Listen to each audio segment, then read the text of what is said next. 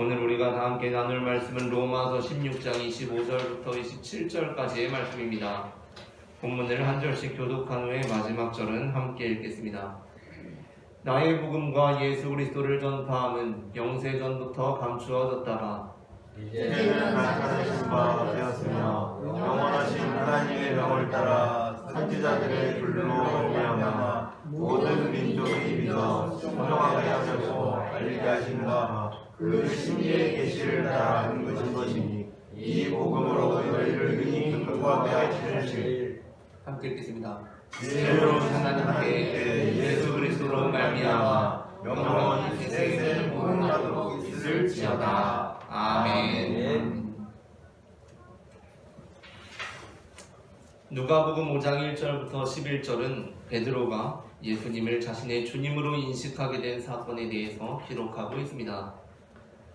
누가복음 5장에서 베드로는 밤이 새도록 물고기를 잡기 위해 수고하였지만 아무것도 잡지 못하고 일을 마치며 그물을 씻고 있었습니다.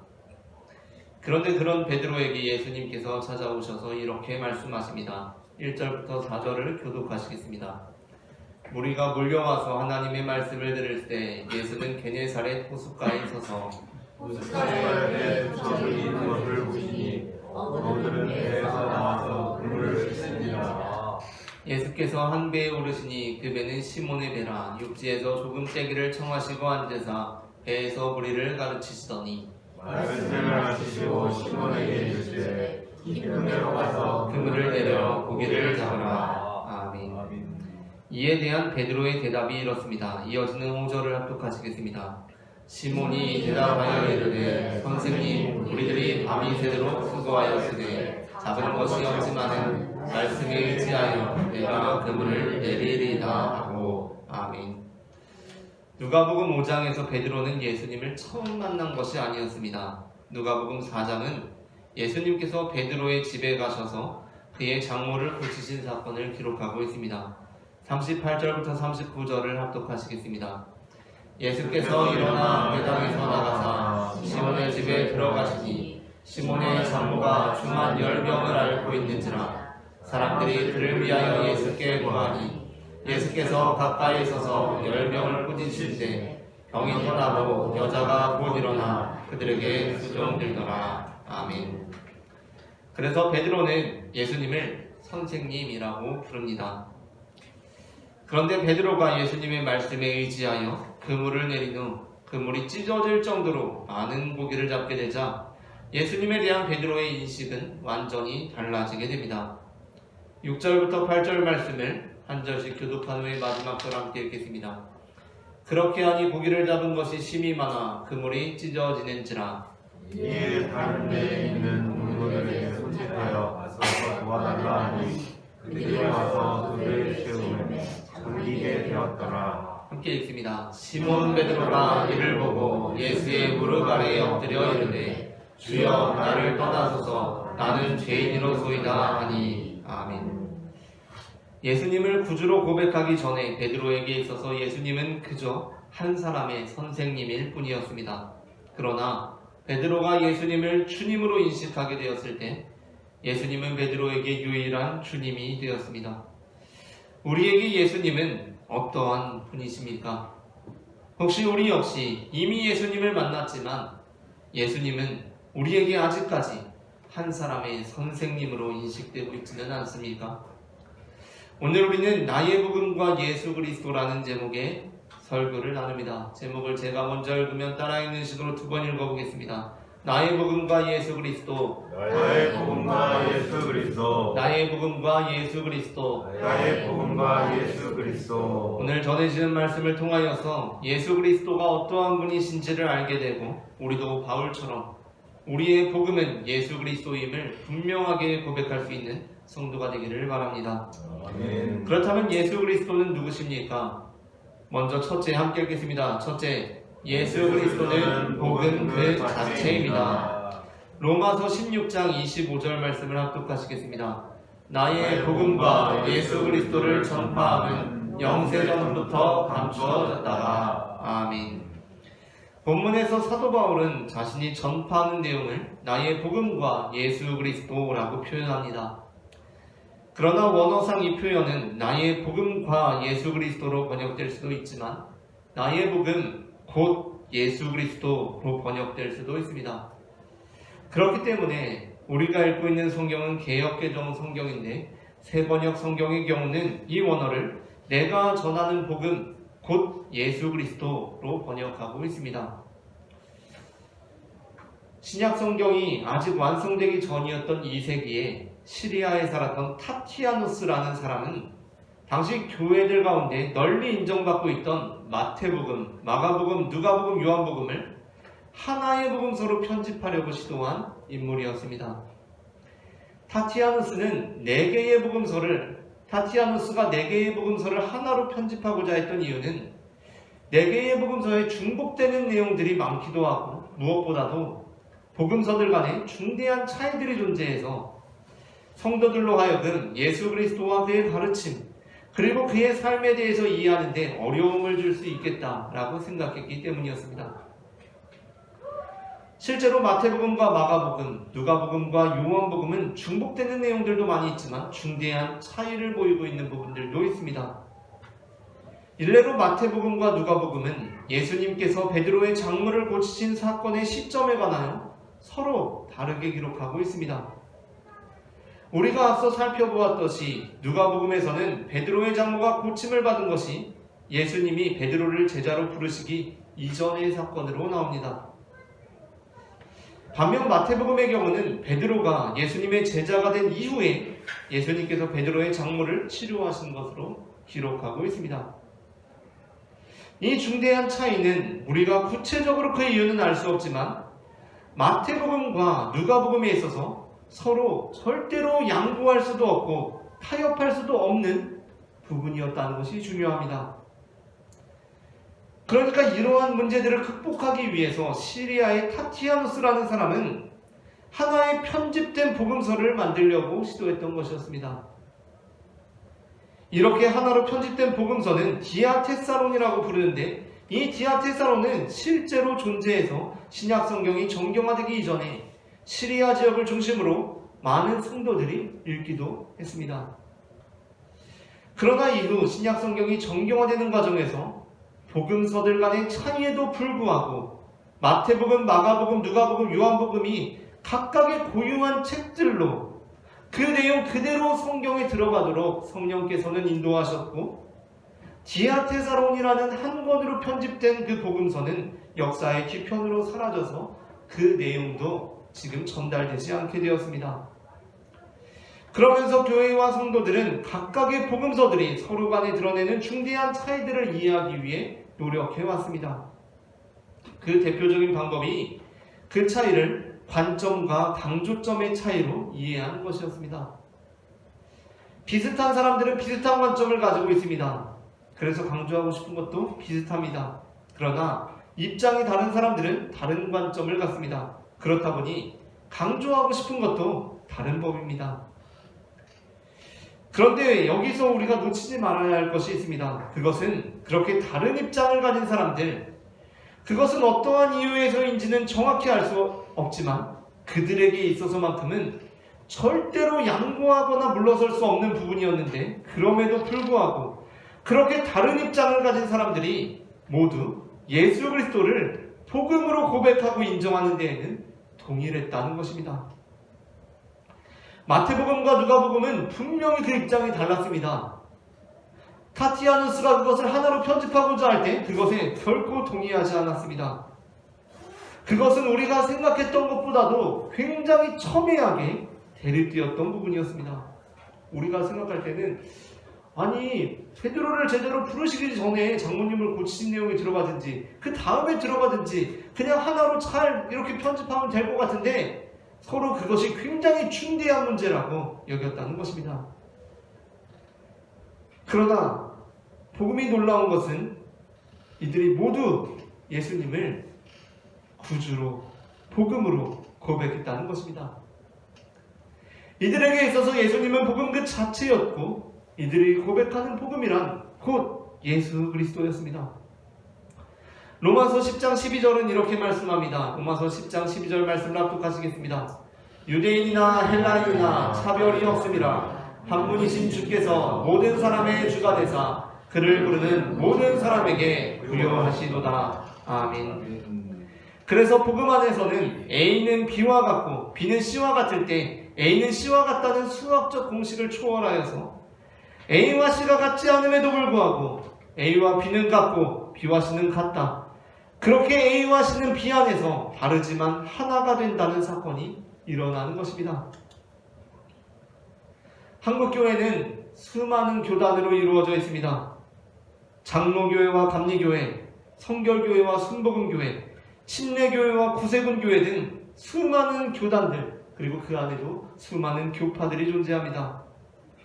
그렇게 많은 교단들이 있는 것은 물론 그렇게 심각하지 않은 경우들도 있었지만 어떠한 것들은 엄밀한 의미에서 그들이 서로 굉장히 첨예하게 대립하였고 심지어 예수 그리스도에 대한 입장이 그들로 하여금 갈라서게 할 만큼 양보할 수 없었고 첨예하게 대립되었다는 것을 의미합니다. 사실 어느 정도 달랐다면 굳이 분리될 필요까지도 없지 않습니까? 그러나 서로 이것이 너무 중대하게 여겼고 많이 다르다고 여겼기 때문에 서로 갈라서는 결정까지 되었던 것입니다.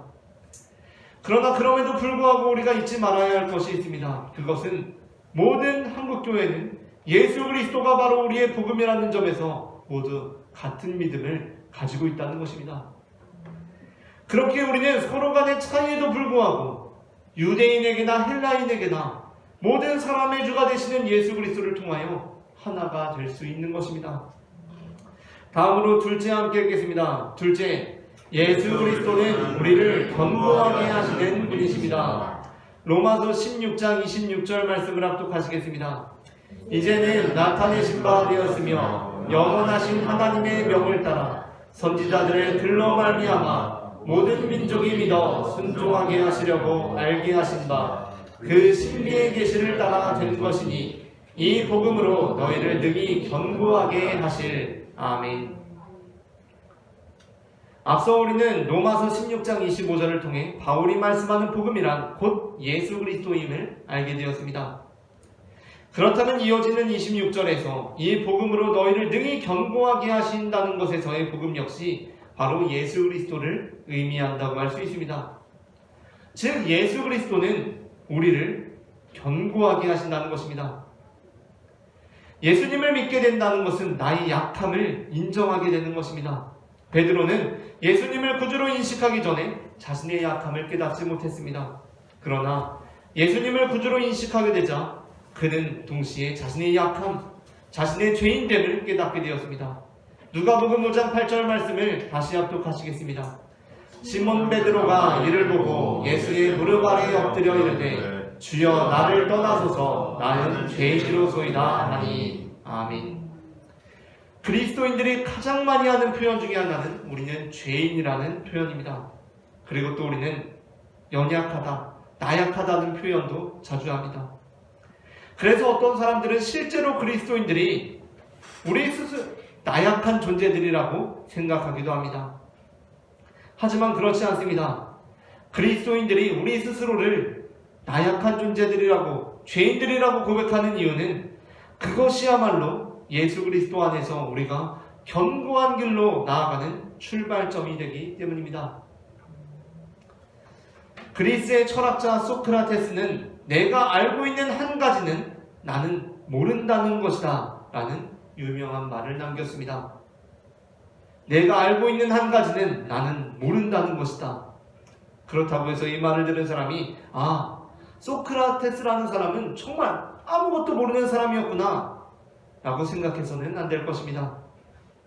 그렇다면 소크라테스가 내가 알고 있는 한 가지는 나는 모른다는 것이다 라고 말한 것은 어떠한 이유에서 그렇게 말한 것입니까? 그것은 바로 내가 모른다는 것을 아는 데서부터 진정한 알면 시작된다는 것입니다. 그러니까 소크라테스는 나는 내가 모른다는 것을 알므로써 진정한 알의 길로 나아가고자 하며 또한 진정한 알을 추구하는 사람은 누구나 가장 우선적으로 자신의 모름을 자각해야 한다고 주장했던 것입니다. 그리스도인들 역시 마찬가지입니다. 우리는 우리가 죄인이라고 고백합니다. 그 이유는 무엇입니까? 그렇게 할 때 우리는 우리의 구주 되신 예수 그리스도 안에서 견고하게 자라날 수 있기 때문입니다. 시편 1편 1절부터 3절은 복 있는 사람에 대해서 이렇게 말씀합니다. 본문을 한 절씩 교독한 후에 마지막 절을 함께 읽겠습니다.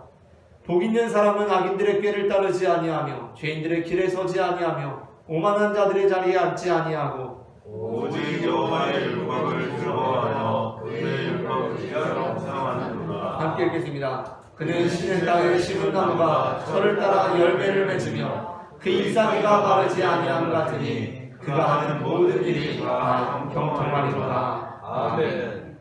본문에 복 있는 사람은 누구입니까? 우리는 우리의 유일한 복은 예수 그리스도라고 믿습니다. 그렇게 우리는 시편 1편 1절에 복 있는 사람 역시 예수 그리스도 안에 있게 된, 그리고 그 안에 예수 그리스도를 품게 된 사람을 의미한다고 믿습니다. 그 사람은 시냇가에 심은 나무가 철을 따라 열매를 맺으며 그 잎사귀가 마르지 아니함 같이 예수 그리스도 안에서 견고하게 세워지는 사람입니다. 골로새서 2장 6절부터 7절 말씀을 합독하시겠습니다.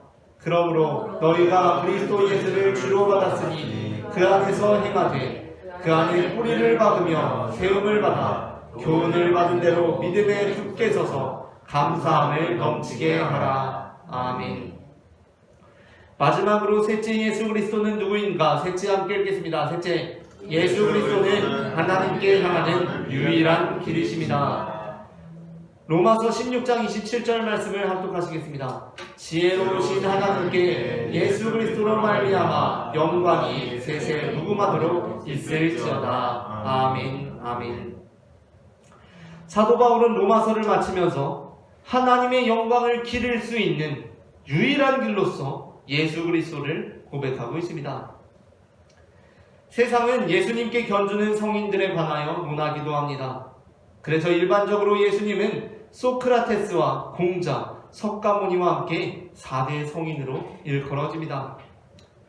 그리고 보면 하나님께서는 예수 그리스도를 통해서도 영광을 받으셨지만 소크라테스나 공자, 석가모니를 통해서도 영광을 받으시지 않을까 생각하게 되기도 합니다. 만일 하나님께서 소크라테스를 통해서는 예수 그리스도만큼의 영광을 받지는 않으시더라도 그보다는 못하지만 약간의 영광이라도 받지는 않으실까 생각하게 될 수도 있습니다. 그러나 그렇지 않습니다. 예수님만이 하나님의 영광을 기리는 유일한 길이 되십니다. 디모데전서 2장 4절부터 5절 말씀을 합독하시겠습니다. 하나님은 모든 사람이 구원을 받으며 진리를 아는 데에 이르기를 원하시느니라. 하나님은 한 분이시요 또 하나님과 사람 사이의 중보자도 한 분이시니 곧 사람이신 그리스도 예수라. 아멘. 지금 이제 연말이 지나가고 또 이제 음력 설이 다가오기도 하는데 간혹 TV를 통해서 연말에 연예인들의 시상식이나 이제 영화제를 보다가 기독교 연예인이나 배우들이 상을 받고 이 모든 영광을 하나님께 올려드린다라고 표현할 때가 있습니다. 저는 TV를 보다가 그러한 표현을 하는 연예인들이나 배우들을 보게 되면 그 배우들을 제가 잘 모르더라도, 그리고 그들이 실제로는 어떠한 삶을 살아가는지도 잘 모르지만 일단은 그렇게 공식적인 자리에서 그렇게 표현을 한 것만으로도 같은 기독교인으로서 참 저 사람이 대단한 사람이구나 라는 생각이 들기도 하고 감동을 받기도 하고 또 목사로서는 심지어 감사한 마음이 들기까지 합니다. 하지만 우리가 그러한 상황들에 익숙해지면서 절대로 오해하지 말아야 할 것이 있습니다. 그것은 하나님께서는 우리가 상 받은 것으로 인해서, 우리가 수상한 것으로 인해서 더 많은 영광을 받으시지 않으신다는 것입니다.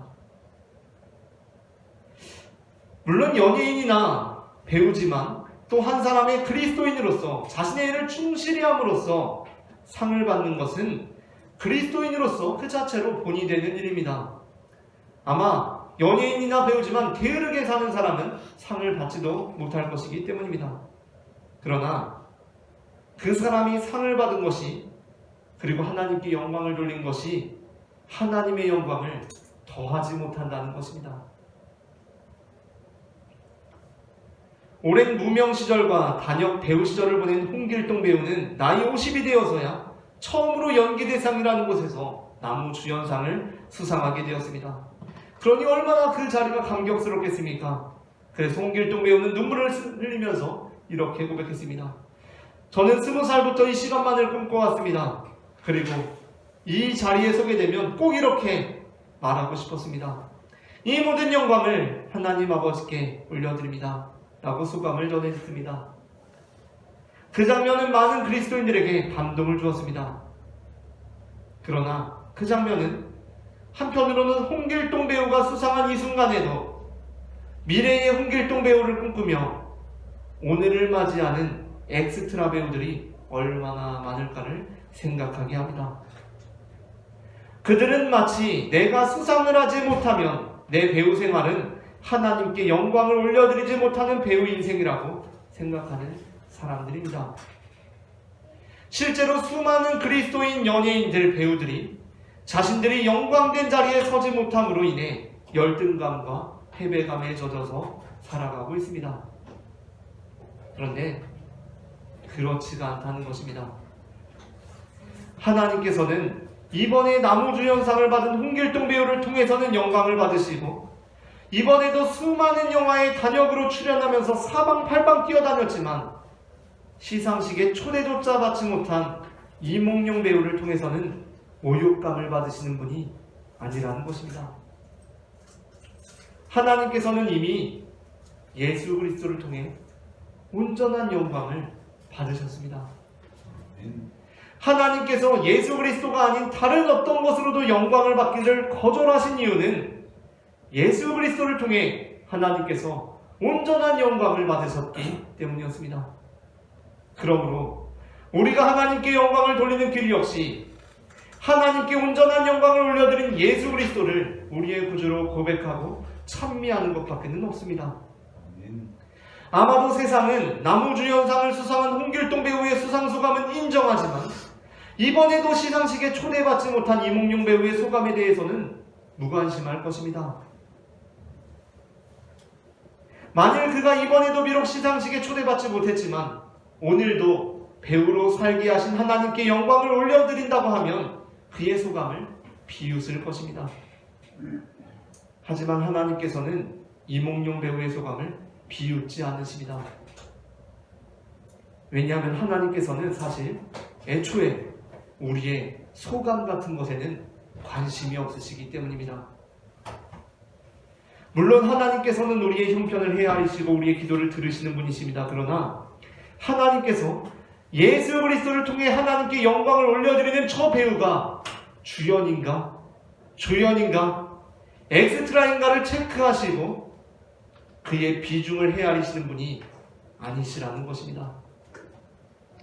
하나님께서는 주연 배우가 찬양을 하면 얘는 주연이구나, 역시 얘가 주연이 찬양을 하니까 나한테 더 영광이 되는구나 하시고 엑스트라가 찬양을 하면 뭐야 쟤는 엑스트라잖아, 별로 영광이 안 되는데 라고 하지 않으십니다.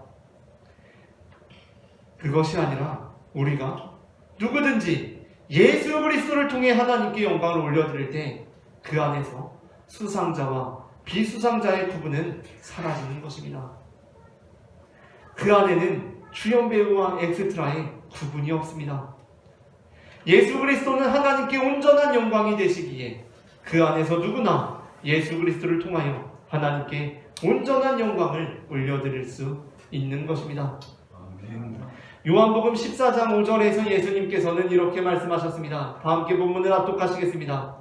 예수께서 이르시되 내가 곧 길이요 진리요 생명이니 나로 말미암지 않고는 아버지께로 올 자가 없느니라. 아멘.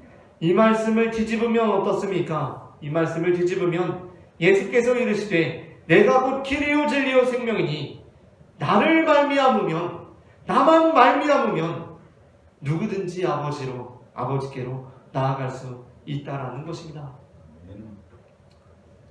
우리가 다 배우의 인생을 살고 있는 것은 아니지만, 우리가 다 연예인은 아니지만 우리 역시 우리 스스로의 삶이 마치 나무주연상을 받은 홍길동 배우보다는 오늘 하루도 엑스트라 역할을 전전하고 있는 이몽룡 배우의 삶처럼 생각될 때가 있습니다. 참 보잘것없는 인생처럼 생각될 때가 있습니다. 내가 하나님께 영광을 올려드리는 행위 자체가 스스로도 우습게 느껴질 수도 있습니다. 하나님께서 나무주연상을 받은 홍길동 배우의 삶을 통해서는 충분히 영광을 받으실 것 같은데, 하나님께서 엑스트라 인생을 살고 있는 내 삶을 통해서는 영광을 받지 않으실 것 같습니다. 그래서 어디 가서 예수 믿는다고, 교회 다닌다고 말하기가 스스로 부끄럽게 여겨지기도 합니다. 하지만 그렇지 않습니다. 하나님께서는 예수 그리스도를 통해 이미 온전한 영광을 받으셨기에 우리 역시 예수 그리스도를 통해 하나님께 영광을 올리게 될 때 그분의 온전한 영광에 참여하는 자들이 됩니다.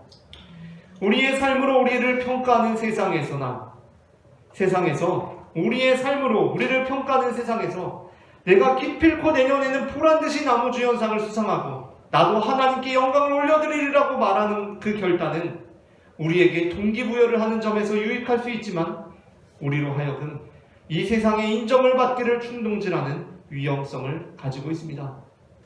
우리는 내년에 보란듯이 하나님께 영광을 올려드릴 것이 아니라 바로 지금 예수 그리스도를 통해 하나님께 온전한 영광을 올려드려야 합니다. 하나님께서는 세상 보란듯이 상을 받아서 수상을 통해 하나님께 영광을 올려드리는 주연배우의 소감보다 은밀한 중에 보시는 하나님을 믿으며 나의 공로가 아닌, 나의 수상이 아닌 예수 그리스도를 통해 하나님께 영광을 올려드리는 우리의 찬양을 더 기쁘게 받으실 것입니다. 말씀을 마칩니다. 예수 그리스도는 복음 그 자체이시며 우리를 견고하게 하시는 분이시고 하나님께 향하는 유일한 길이십니다. 우리 모두가 우리의 복음이 바로 예수 그리스도임을 분명하게 고백할 수 있는 성도가 되기를 소망합니다.